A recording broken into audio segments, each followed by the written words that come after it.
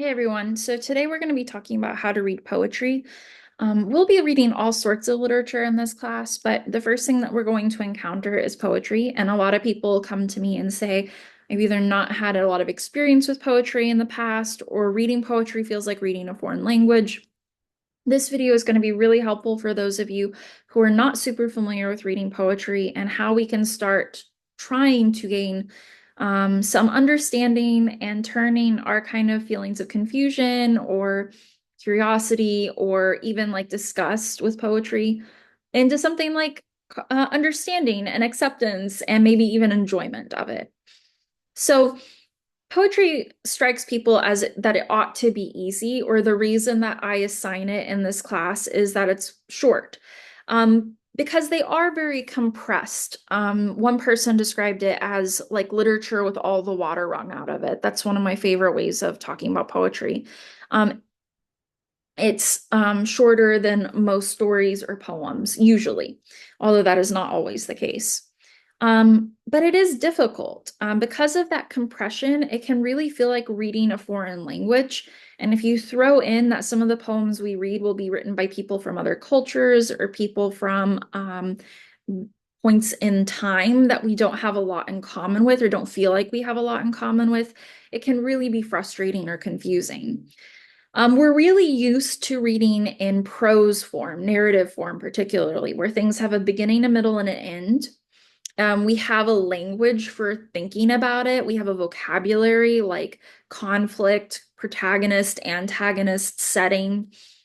Most of these types of writing are written to capture the way things are within a given world. So even like if we talk about like fantasy or science fiction, it's still trying to represent the way things are in that fantastical world where dragons exist.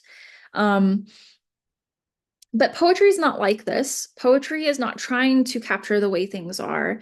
It's trying to capture the way things feel. And a good way for thinking about this might be to consider another type of art form. So I like to compare this to like realism versus abstract art. All three of these pictures here are pieces of art that were written, that were created to pay homage to a poem. Um, the pictures on the left and in the middle of the screen are drawn or painted in a realistic style. What that means is that we have no trouble telling what the pictures are trying to represent. Even if there are aspects of the picture that are like a little bit blurry, we kind of know what's going on. So, for example, in the upper left photo of the van, we can see that the background is a little bit blurry, but we can kind of guess based on the shapes and the fact that this is a picture of a van that maybe it's meant to represent like cities or a street in a city. The picture on the right, by contrast, is completely abstracted. It's representing the same things in this poem, but instead of trying to represent a character or an image or something realistic within the poem, it's representing the way that the poem made that person feel. So when we have like some context for what the author is trying to do, it might help us understand it. And then there might be people who look at this and they automatically get an emotional reaction. You may not be one of those people. You may not get an emotional reaction from looking at this abstract painting. Some people do. And similarly, some people, when they read poetry, they get an immediate emotional reaction, even when they don't totally understand it.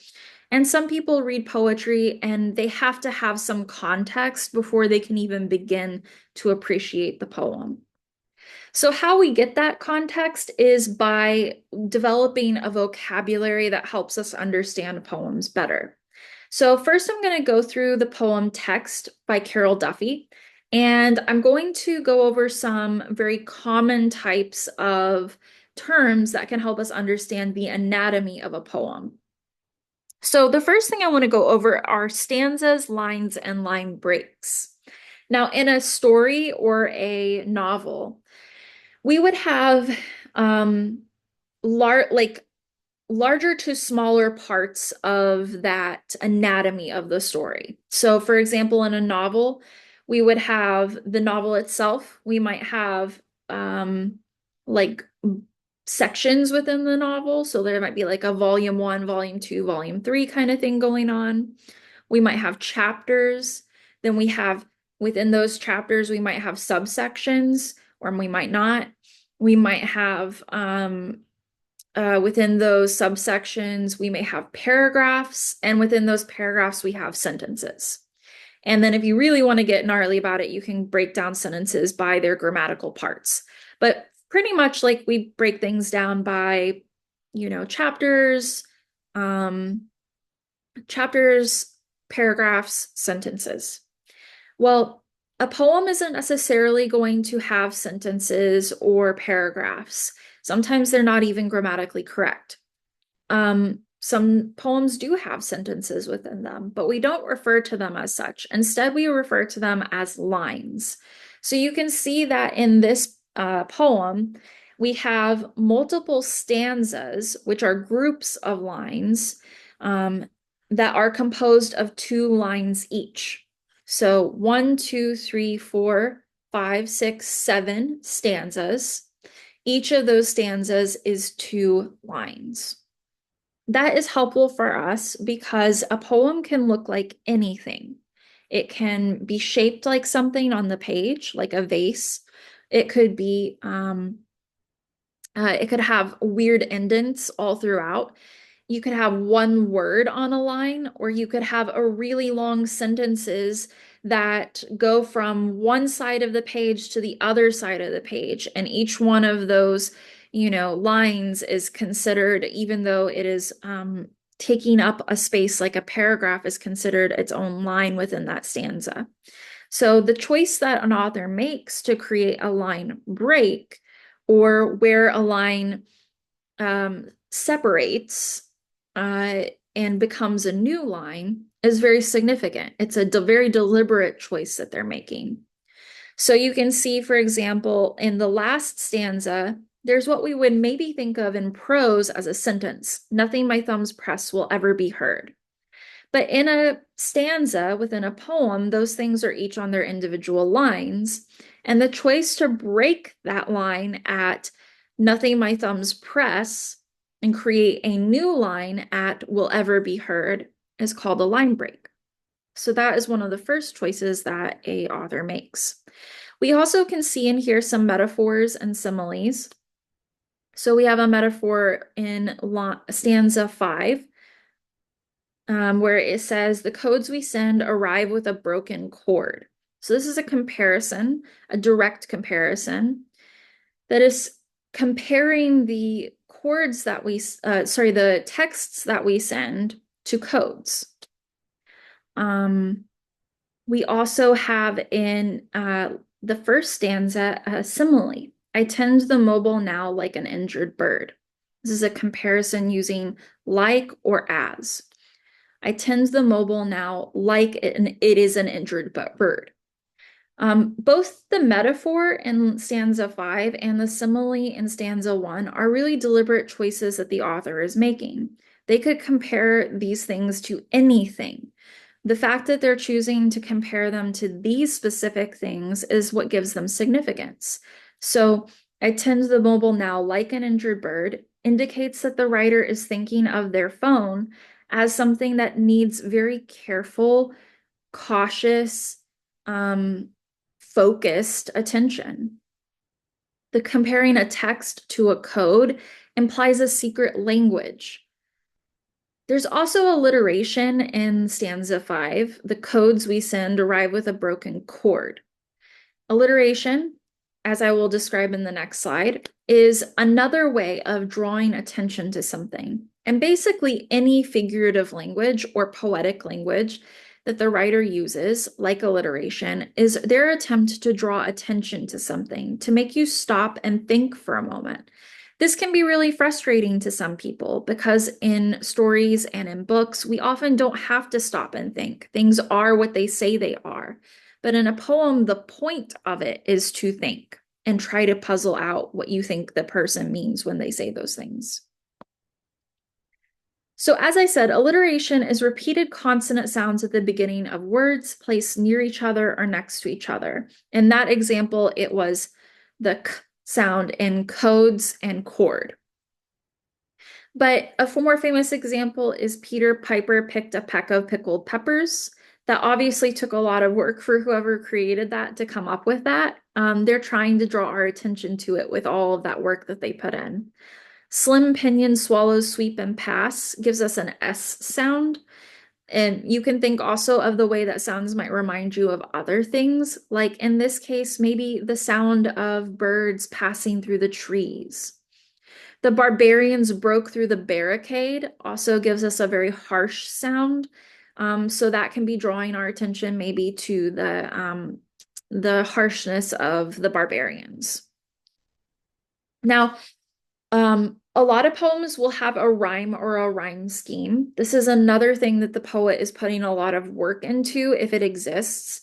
So it's another thing that we can pay attention to try to understand the poem better. Sometimes it just helps us understand that a poem maybe is phrasing something weirdly so that the rhyme scheme will work out. Rhyme refers to, if you're not familiar, with words that have different beginning sounds but whose endings sound alike. Most music has a rhyme where the final vowel sound and everything following it is rhyming from one line to the next. Rhyme scheme refers to the pattern that is established by the arrangement of rhymes in a stanza or poem. And we generally use letters of the alphabet to denote the occurrence of rhyming lines. The more structured rhyme schemes are going to have a pattern in them. Less structured rhyme schemes, like in Carol Duffy's poem Text, which does have a rhyme scheme, but is not a standard kind of rhyme scheme. It's not a very structured one, are not going to necessarily fit within this. So the way that we break down rhyme schemes is we will put capital letters next to the rhyming words at the end of each line. So if we don't have a rhyming word, we'll use X or Y sometimes. In a quatrain, which is a stanza that has 4 lines, and you might recognize that first part as from being from quattro or quarter, meaning 4, right? The popular rhyme scheme of ABAB is called alternate rhyme. So that would be like ice, nice, fire, ire, right? So nice would be nice and ice would be the A's in that example. Ire and fire would be the B's. You can also do this in other patterns. So ice and nice might appear at the beginning and the end of the lines of that stanza. And then you might have ire and fire on the middle lines. And that's called an envelope rhyme because it kind of creates like a frame. So Carol Duffy's poem doesn't have a very concrete rhyme scheme. It does have rhyme in here, and some of those rhymes aren't even like really good rhymes. They're what we call like a slant rhyme or an almost rhyme. So you can see that in every stanza, the second line rhymes with the second line of the stanza before. So those are all what we would label as B. Everything else is unrhymed. We would label those with new letters. So I tend the mobile now like an injured bird. Bird rhymes with words. Third, absurd, slant rhyme with chord, blurred, and heard. Okay, so and it's interesting that this one rhyme that isn't really a good rhyme, broken chord, is referencing something that is broken, right? So rhyme scheme can help you, but also there are some other tips that poets will give us or that poets leave for us to figure out their poems.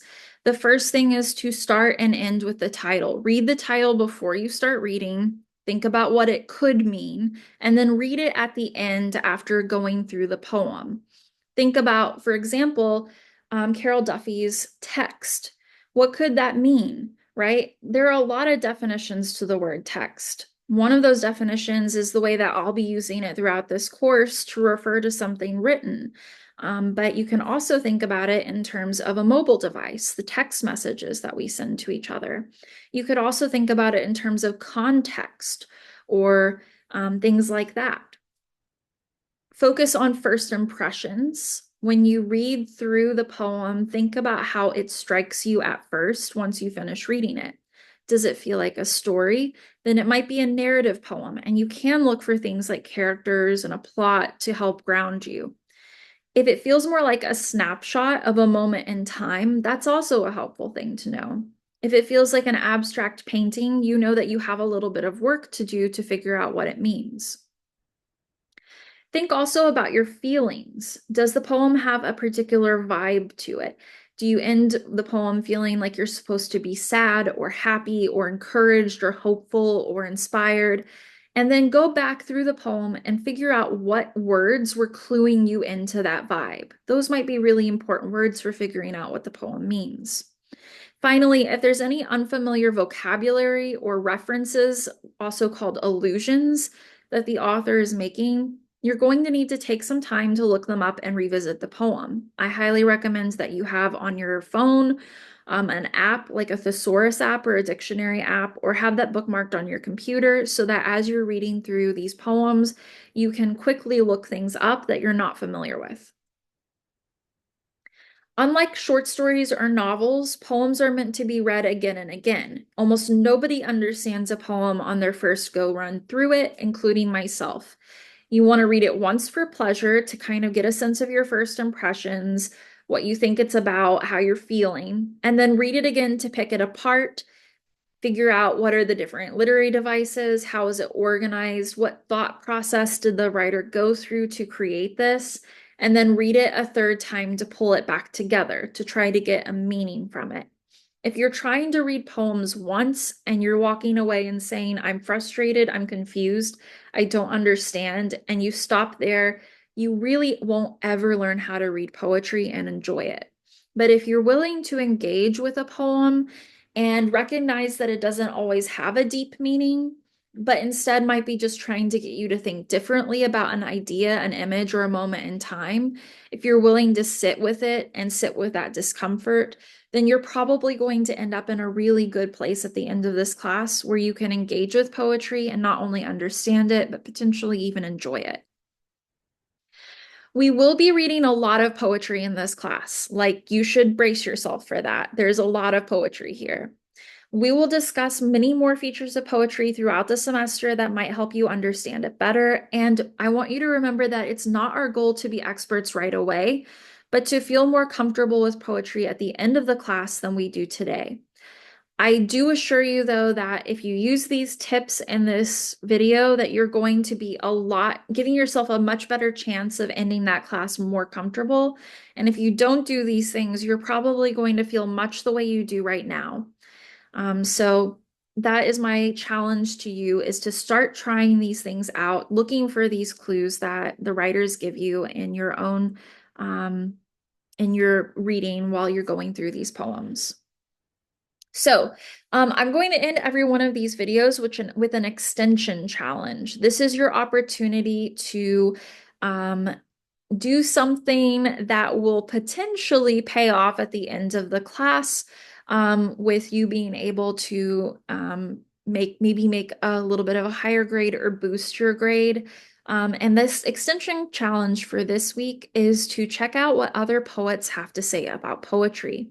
You have three options here: Marianne Moore's Poetry, which is a beautiful poem, very beautifully written; Mary Oliver's Singapore, which doesn't seem perhaps like it's about poetry at first, but it actually very much is; and Billy Collins's Intro to Poetry, which is one of my favorite poems for introducing people to poetry. I'm not sure that any of these is by a British author, but all of these are going to help you get a better understanding of poetry and have a new way of encountering it. All right, so that is it for this week. Let me know if you have any questions, and I will talk to you soon.